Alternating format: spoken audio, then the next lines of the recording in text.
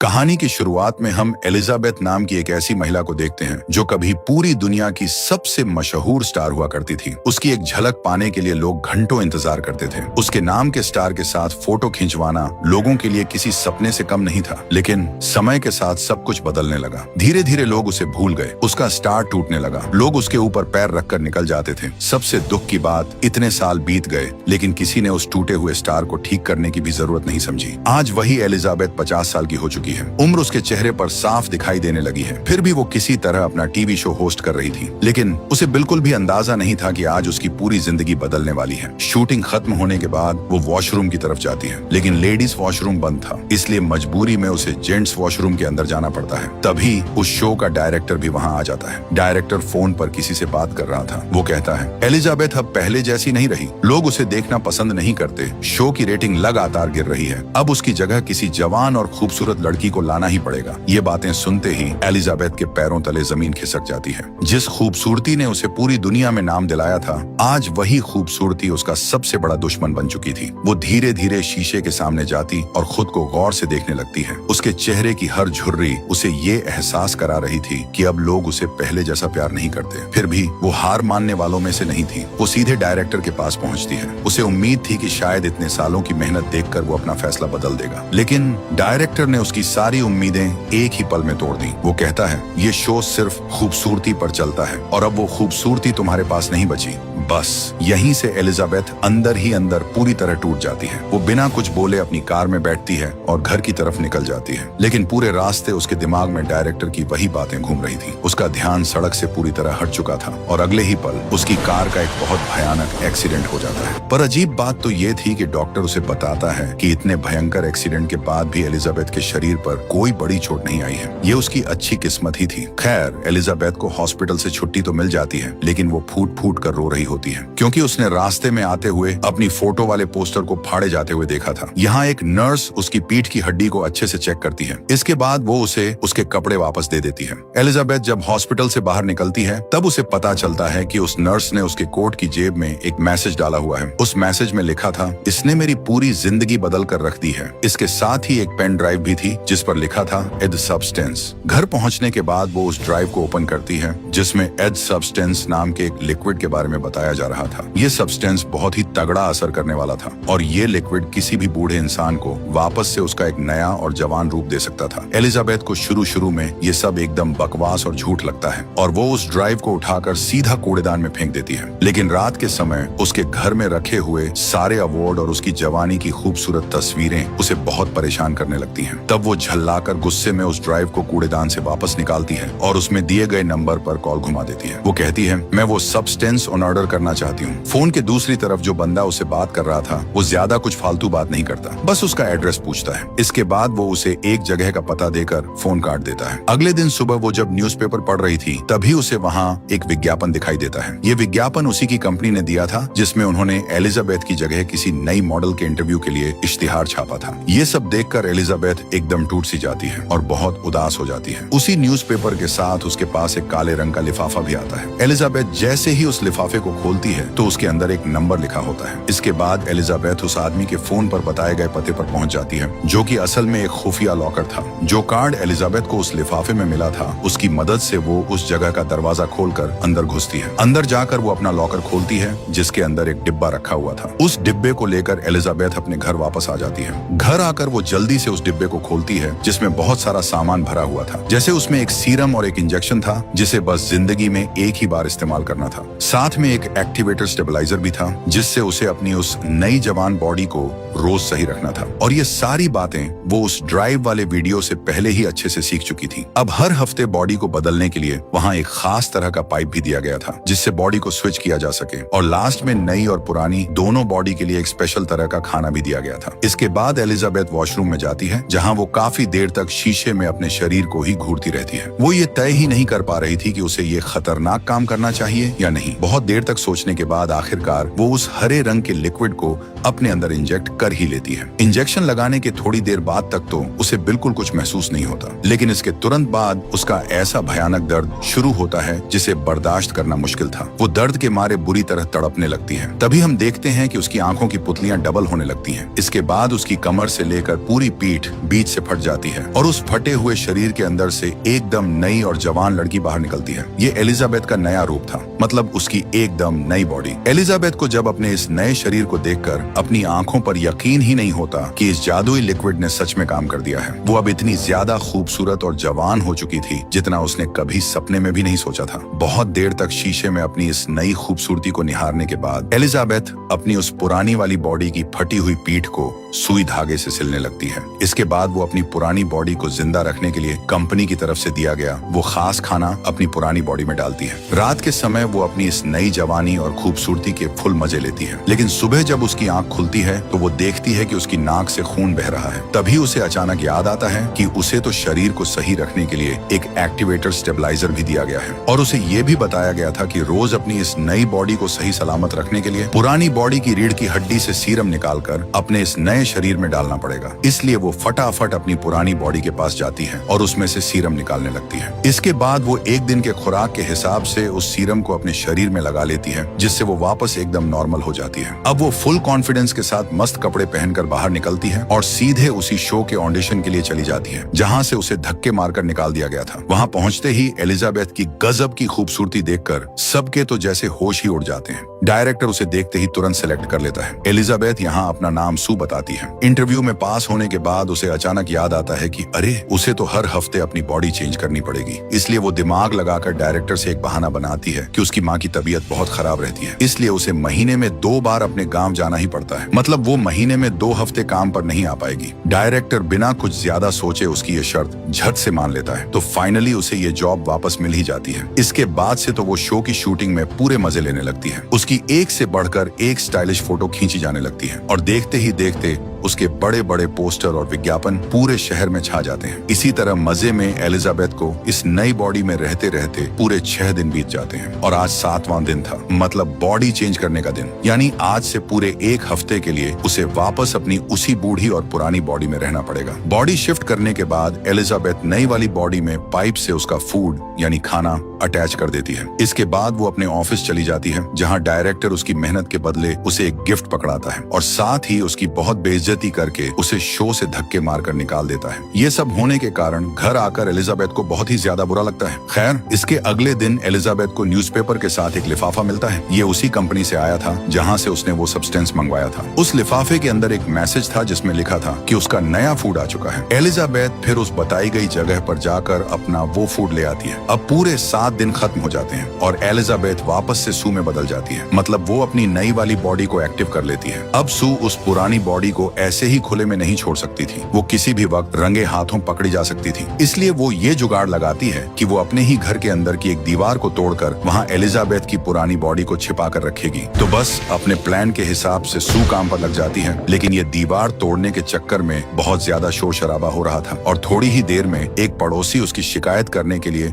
उसके दरवाजे पर आ धमकता है। लेकिन सू की गजब की खूबसूरती देखकर वो बंदा शिकायत करना तो दूर उल्टा पिघल जाता है और कहता है, अगर कोई भी मदद चाहिए हो तो मुझे बुला लेना, मैं बस पड़ोस में ही रहता हूँ। लेकिन सू तो भाई अपना सीक्रेट काम कर रही थी, इसलिए वो बिना कुछ बोले उस आदमी के मुंह पर जोर से दरवाजा बंद कर देती है। इसके बाद बहुत ज्यादा पसीना बहाकर फाइनली वो एक खुफिया कमरा बना ही लेती है, जिसके अंदर एलिजाबेथ की उस पुरानी बॉडी को एकदम सेफ छिपा कर रख दिया जाता है और साथ में उसकी पुरानी सारी तस्वीरें भी वहीं रख दी जाती हैं। इसके कुछ दिनों बाद एलिजाबेथ अपने इस नए जवान शरीर में इतने ज्यादा मजे कर रही थी कि वो इस पार्टी शार्टी के चक्कर में एकदम भूल ही गई कि भाई आज तो बॉडी बदलने का दिन है। साथ ही उस पुरानी बॉडी का खाना भी खत्म होने वाला था। उस दिन वो मस्ती करने के लिए एक लड़के को अपने घर बुलाती है, लेकिन रात में जब वो अपने काम में बिजी थी तभी अचानक से उसकी नाक से खून बहने लगता है। इसके साथ ही उसके पूरे शरीर में भयंकर दर्द शुरू हो जाता है। उसे तुरंत समझ आ जाता है कि अरे यार, आज तो शिफ्टिंग का दिन था, लेकिन बॉडी शिफ्ट करने के बजाय उसके मन में लालच आ जाता है। वो सोचती है कि कुछ दिन और इसी नई बॉडी में मजे किए जाएं और वो पुरानी बॉडी की रीढ़ की हड्डी हड्डी से सीरम निकालकर खुद को इंजेक्शन लगा लेती है। ऐसा करने से वो उस वक्त तो बिल्कुल ठीक हो जाती है, लेकिन इसका अंजाम कितना खौफनाक होगा ये हमें आगे पता चलेगा। तो वो 7 दिन और मतलब टोटल 14 दिन तक सू इसी नई बॉडी में ही रह जाती है। लेकिन इसके बाद जब वो अपनी बॉडी बदलती है तो वो देखती है कि उसकी एक उंगली पूरी तरह से खराब हो चुकी है, और ये सिर्फ और सिर्फ उसकी लापरवाही का नतीजा था। एलिजाबेथ अब बहुत ज्यादा टेंशन में आकर सीधे कंपनी वालों को कॉल लगाती है और उनसे पूछती है,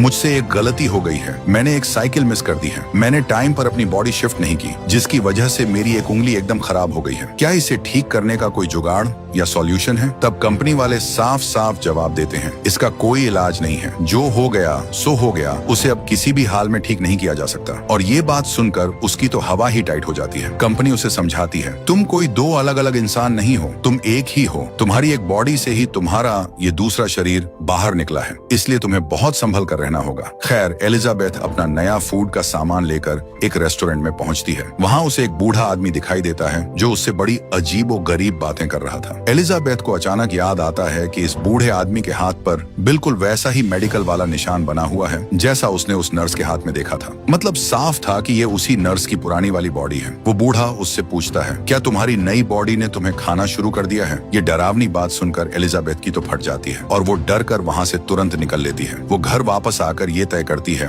कि अब वो अपनी इस पुरानी बॉडी में ही खुश रहना सीखेगी। इसीलिए वो अपने एक दोस्त को फोन घुमाती है और उसे मिलने के लिए बुलाती है। इसके बाद वो एकदम मस्त खूबसूरत से कपड़े पहनकर रेडी हो जाती है और बिल्कुल सू की तरह ही सेम टू सेम मेकअप कर लेती है। लेकिन जैसे ही वो घर से बाहर निकलने वाली होती है तभी उसकी नजर सू की जवानी वाली बॉडी के एक बड़े से पोस्टर पर पड़ जाती है। उसे देखते ही उसका सारा कॉन्फिडेंस एकदम जीरो हो जाता है। वो गुस्से में आकर अपना सारा मेकअप और बाल बुरी तरह बिगाड़ लेती है और डिप्रेशन में आकर वो पागलों की तरह बहुत सारा खाना ठूंस लेती है। इसके अगले ही दिन हम देखते हैं कि वो फिर से लालच में आकर नई बॉडी में स्विच कर लेती है और ये उसके शो का टाइम था। हम देखते हैं कि सू जब शूटिंग के दौरान डांस कर रही थी तभी उसे अपने शरीर में कुछ अजीब सा बदलाव महसूस होता है। वो घबरा कर बीच में ही शूटिंग छोड़ती है और सीधे वॉशरूम में भागती है। वहाँ वो अपनी नाभि के पास से कुछ एक्स्ट्रा सी चीज खींचकर बाहर निकालती है। तब वो देखती है कि अरे ये तो पूरा का पूरा एक भुना हुआ चिकन है, वही चिकन जो उसने रात को दबाकर खाया था। ये भयानक चीज देखते ही वो बुरी तरह डर जाती है और अचानक से उसकी आंख खुल जाती है। मतलब भाई, इतनी देर से वो ये खौफनाक सपना देख रही थी, तो सुबह उठने के बाद वो सच में अपनी बॉडी स्विच करती है और तैयार होकर शो पर आ जाती है। लेकिन सेट पर पहुंचकर वो ये देखकर एकदम घबरा जाती है कि वहाँ सारे लोग शूटिंग का सामान पैक कर रहे थे। एक आदमी उससे कहता है, आज से यहाँ कोई शूटिंग नहीं होगी। ये सुनकर उसकी धड़कनें तेज हो जाती हैं और वो सीधे डायरेक्टर के पास भागती है, जहाँ डायरेक्टर उसकी इस टेंशन को बड़ी सी खुशी में बदल देता है। वो कहता है कि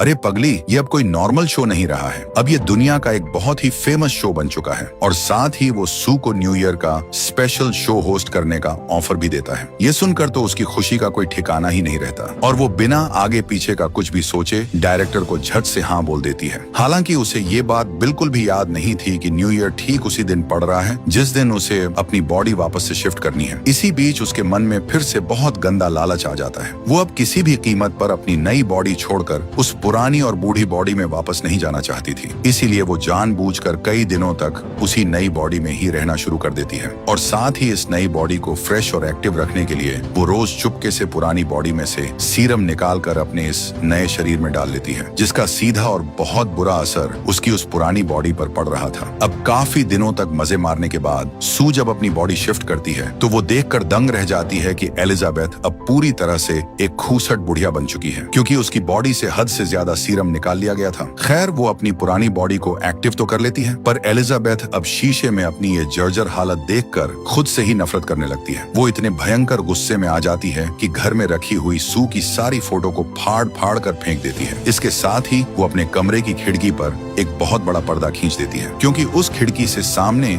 सू का एक बहुत बड़ा होर्डिंग दिखाई देता था। एलिजाबेथ फिर से कंपनी वालों को कॉल लगाती है और गिड़गिड़ाते हुए कहती है, क्या इन सब चीजों का कोई भी सॉल्यूशन नहीं है? क्या मैं किसी तरह अपनी वो पहले वाली बॉडी वापस नहीं पा सकती? तो कंपनी का आदमी साफ कह देता है, मैडम, आपको पहले ही वार्निंग दी गई थी, जो हो चुका चुका है उसे अब किसी भी हाल में बदला नहीं जा सकता। हाँ, ये जरूर आपके हाथ में है कि अगर आप ये सब यहीं पर रोकना चाहें तो इसे अभी रोक सकती हैं, लेकिन इसके बाद आपको अपनी बची हुई पूरी जिंदगी अपने इसी ओल्ड वेरिएंट मतलब इसी पुरानी बॉडी के साथ ही गुजारनी पड़ेगी। लेकिन इस बात पर एलिजाबेथ बिल्कुल भी राजी नहीं होती। वो पूरी तरह से गहरे डिप्रेशन में चली जाती है और इसी बीच उसके पास ऑफिस से अचानक कॉल आ जाता है, तो वो हड़बड़ी में जल्दी से अपनी बॉडी शिफ्ट कर लेती है और इस बार लालच में अंधी होकर वो अपनी पुरानी बॉडी से एक साथ पूरे 3 महीने का सीरम निकालकर अपनी नई बॉडी में पेल लेती है। असल में इन दोनों बॉडी मतलब नई और पुरानी बॉडी का दिमाग तो बिल्कुल एक ही है, उनकी समझ और ज्ञान सब एकदम सेम है, लेकिन उम्र में बहुत बड़ा फर्क होने की वजह से नई बॉडी यानी सू की बॉडी की सोच और दुनिया को देखने का नजरिया एकदम अलग है। इसीलिए एलिजाबेथ जब अपनी नई बॉडी में वापस आती है तो अपना इतना खूबसूरत और कड़क शरीर देखकर वो फिर से लालच में अंधी हो जाती है। वो अब एलिजाबेथ की तरह समझदारी से सोच ही नहीं पाती। वो कुछ भी सही गलत सोचने की कोशिश तक नहीं करती, जिसकी वजह से वो बहुत बड़ा कांड कर बैठती है। खैर, पूरे 3 महीने तक एलिजाबेथ अपनी नई बॉडी में फुल मजे काटती रहती है। वो इन 3 महीनों में इतनी ज्यादा खुश थी कि वो एकदम ही भूल गई कि पीछे उसकी एक पुरानी बॉडी भी पड़ी सड़ रही है। और ऐसे ही मजे करते करते देखते ही देखते न्यू ईयर की वो रात भी आ जाती है। वो आज रात भी पार्टी करने के लिए एक लड़के को अपने घर लेकर आई है, लेकिन तभी उसे एहसास होता है कि उसके शरीर में मौजूद सारा सीरम अब खत्म हो चुका है। इसीलिए वो पुरानी बॉडी से और ज्यादा सीरम निकालने के लिए जाती है, लेकिन भाई आज तो उसमें से एक बूंद सीरम भी नहीं निकलता। ये देखकर उसकी हवा टाइट हो जाती है। वो तुरंत कंपनी में कॉल घुमाती है और घबराकर पूछती है, आज पुरानी बॉडी से सीरम बिल्कुल बाहर नहीं आ रहा है, अब मुझे क्या करना चाहिए? कंपनी वाले उसे बताते हैं, अगर उस बॉडी से सीरम नहीं निकल रहा है तो इसका सीधा सा मतलब है कि आपने सारा का सारा सीरम इस्तेमाल करके खत्म कर दिया है। अब आपको पुरानी बॉडी के अंदर नया सीरम बनने तक शांति से इंतजार करना होगा और तब तक आपको अपनी बॉडी स्विच करके पुरानी बॉडी में ही चलना होगा। ये बात सुनकर तो सू के तोते उड़ जाते हैं। वो बिना कुछ ज्यादा सोचे समझे तुरंत पुरानी बॉडी में स्विच कर लेती है और बॉडी बदलने की ये अजीबोगरीब आवाजें बाहर बैठा वो लड़का सुन लेता है। उसे ये सब बहुत अजीब लगता है कि भाई इतनी रात को ये अंदर क्या खुटर पुटर कर रही है। इसीलिए वो ये सब देखने के लिए सीधे वॉशरूम की तरफ चला जाता है, लेकिन ये बूढ़ी एलिजाबेथ फुर्ती दिखाकर जल्दी से वॉशरूम का दरवाजा अंदर से लॉक कर लेती है। हम देखते हैं कि एलिजाबेथ अब हद से ज्यादा बूढ़ी हो चुकी है, इतनी ज्यादा बूढ़ी कि उसके सिर के सारे बाल तक झड़ चुके हैं, उसके पूरे शरीर की चमड़ी लटक गई है। उसे अब ठीक से चलने फिरने में भी बहुत ज्यादा दिक्कत हो रही थी। वो लड़का अंदर से एक भयानक बूढ़ी औरत की आवाज सुनकर डर के मारे पसीना पसीना हो जाता है और वहां से दुम दबाकर भाग जाता है। अब एलिजाबेथ परेशान होकर कंपनी में कॉल करती है। वो कहती है कि मैं इस पूरे खेल को यहीं पर हमेशा के लिए बंद करना चाहती हूँ। कंपनी वाले उसकी ये बात मान लेते हैं। इसके बाद कंपनी की तरफ से उसे अपना टर्मिनेशन सब्सटेंस यानी इस खेल को खत्म करने वाला लिक्विड ले जाने के लिए कहा जाता है। एलिजाबेथ की बॉडी अब दिखने में बहुत ही भद्दी और डरावनी लग रही थी, इसलिए वो जितना हो सके कपड़ों से अपने पूरे शरीर को अच्छे से ढक लेती है। इसके बाद वो अपना वो टर्मिनेशन सब्सटेंस लेने के लिए उस खुफिया जगह पर पहुंच जाती है। टर्मिनेशन सब्सटेंस घर लाने के बाद वो सू के शरीर में उसे बस ठोकने ही वाली थी कि तभी उसे कंपनी वालों की कही हुई वो खौफनाक बात याद आ जाती है कि अगर तुमने गलती से भी एक बार ये टर्मिनेशन सब्सटेंस उस शरीर में डाल दिया तो तुम अभी जिस भी बॉडी में हो तुम्हें जिंदगी भर उसी सड़ी हुई बॉडी में रहना पड़ेगा। बस यही सोचकर वो रुक जाती है और सू को वो टर्मिनेशन इंजेक्शन नहीं देती। वो जब शीशे में अपनी इस खस्ताहाल बॉडी को देखती है तो उसे सू के ऊपर भयंकर गुस्सा आता है, क्योंकि ये जो कुछ भी बर्बादी हुई है वो सिर्फ और सिर्फ उसकी उस नई बॉडी यानी सू के लालच की वजह से ही हुई है। इसीलिए वो गुस्से से पागल होकर आखिरकार वो टर्मिनेशन सब्सटेंस सू के शरीर में घुसा ही देती है। लेकिन जब वो आधा लिक्विड उसके अंदर डाल चुकी होती है तभी अचानक उसके दिमाग की बत्ती जलती है कि अरे उसे तो अभी बहुत सारे बड़े बड़े शो होस्ट करने हैं और आने वाले कुछ ही दिनों में उसे दुनिया भर के अवार्ड भी मिलने वाले हैं। एलिजाबेथ वो सारे अवार्ड पाना चाहती थी। वो लोगों से अपनी जमकर तारीफें सुनना चाहती थी। बस यही लालच सोचकर एलिजाबेथ बचा हुआ आधा टर्मिनेशन सब्सटेंस सू को नहीं देती। अब उसे शक होने लगता है कि आधा डोज खाने के बाद कहीं सू मर तो नहीं गई। वो सू को हिला डुलाकर जगाने की बहुत कोशिश करती है, लेकिन बहुत देर तक माथापच्ची करने के बाद भी जब सू को होश नहीं आता तो वो हार मानकर अपनी बॉडी स्विच करने का जुगाड़ सोचती है। लेकिन भाई अब बॉडी भी स्विच नहीं हो रही थी, क्योंकि सू की बॉडी के अंदर अब बिल्कुल भी सीरम नहीं बचा था। यहाँ एलिजाबेथ थोड़ा दिमाग लगाती है और अपनी रीढ़ की हड्डी से एक्टिवेटर निकालकर सीधा सू की बॉडी में लगा देती है, और इसके कुछ ही देर बाद जादू की तरह सू एक्टिव हो जाती है। मतलब अब एक ही टाइम पर एलिजाबेथ के दोनों शरीर एक साथ जिंदा और एक्टिव हो जाते हैं। एक्टिव होते ही सू जब अपने ठीक सामने वो आधा खाली हुआ टर्मिनेशन वाला इंजेक्शन देखती है तो उसे अपनी गलती का बहुत पछतावा होता है। वो भयंकर टेंशन में आ जाती है कि कहीं अब इस बॉडी को कुछ हो तो नहीं जाएगा, और इसी बात को लेकर वो एलिजाबेथ पर एकदम आगाबूला हो जाती है। गुस्से में अंधी होकर वो एलिजाबेथ को जानवरों की तरह पीटना शुरू कर देती है। वो एलिजाबेथ को पूरे घर में दौड़ा दौड़ा कर बुरी तरह मारती है, और साथ ही वो एलिजाबेथ का सिर बार बार कांच की टेबल पर पटकती रहती है, जिसकी वजह से एलिजाबेथ का सिर पूरी तरह से चकनाचूर हो जाता है और वो वहीं तड़प कर मर जाती है। एलिजाबेथ को जान से मारने के बाद सू को तुरंत समझ आ जाता है कि उसने अपने ही पैरों पर कुल्हाड़ी मार ली है और बहुत बड़ी गलती कर दी है, क्योंकि अब वो उस पुरानी बॉडी से कभी भी सब्सटेंस नहीं निकाल पाएगी। खैर,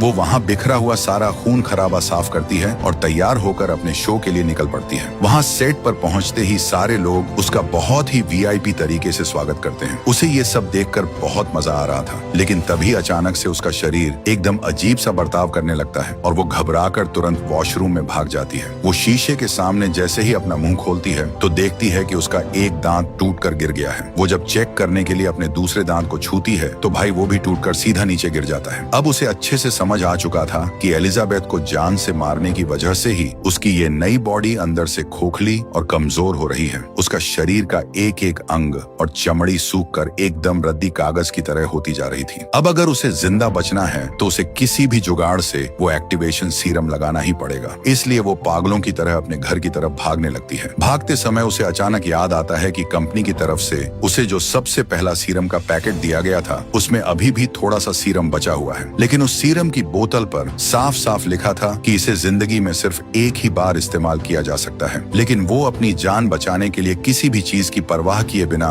उस बचे हुए सीरम को अपने शरीर में घुसा लेती है, और भाई ऐसा करते ही सू को इतना भयंकर दर्द होने लगता है जिसकी कोई लिमिट नहीं थी। पहले की ही तरह एक बार फिर से उसकी पीठ बीच से फट जाती है और उसके अंदर से सू और एलिजाबेथ दोनों के मिक्सचर से बना हुआ एक बेहद घिनौना और अजीब सा शरीर बाहर निकल कर आता है, जिसे देखकर ऐसा लग रहा था जैसे वो कोई बहुत ही खौफनाक राक्षस हो। एकदम बिगड़ा हुआ और सड़ा हुआ शरीर। सू की दिमागी हालत अब इतनी ज्यादा खराब हो चुकी थी कि उसे खुद ही समझ नहीं आ रहा था कि वो अब क्या बवाल चीज बन चुकी है। वो ये तय ही नहीं कर पा रही थी कि वो अब इस शक्ल के साथ सबके सामने जा भी पाएगी या नहीं। लेकिन फिर वो क्या करती है, अपने उस राक्षस जैसे हाइब्रिड चेहरे के ऊपर अपनी एक सुंदर सी फोटो चिपका लेती है और उसी हालत में शो पर चली जाती है। लेकिन जैसे ही वो स्टेज पर पहुंचकर माइक के सामने खड़ी होती है तभी अचानक उसके चेहरे से वो फोटो खिसक कर नीचे गिर जाती है और वहां बैठे सारे लोग उसका वो भयानक और सड़ा हुआ चेहरा देख लेते हैं। ऑडिटोरियम में बैठे सभी लोगों की तो जैसे सांसें ही अटक जाती हैं। तभी उसके शरीर के अंदर से कुछ और ही घिनौनी चीज बाहर निकलने लगती है। ये मंजर देखकर सभी लोग डर के मारे जोर जोर से चीखने चिल्लाने लगते हैं। लोग अपनी जान बचाने के लिए इधर उधर पागलों की तरह भागने लगते हैं। तब भीड़ में से एक आदमी हिम्मत करके बेसबॉल बैट से